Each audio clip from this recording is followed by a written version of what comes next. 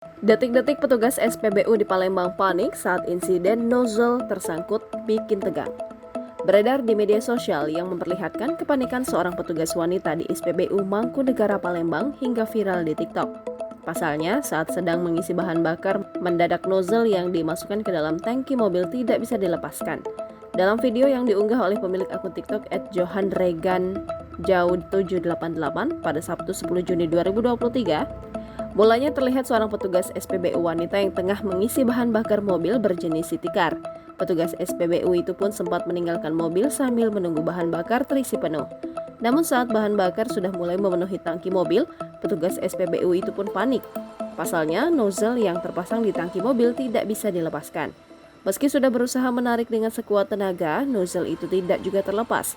Alhasil, petugas SPBU itu langsung meminta bantuan kepada rekannya untuk melepaskan nozzle yang tersangkut itu.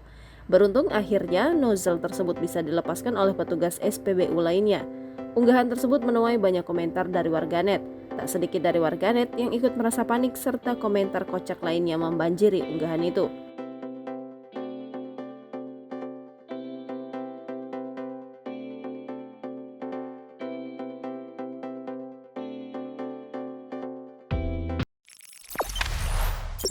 Jangan lupa subscribe, share, komen, dan like ya.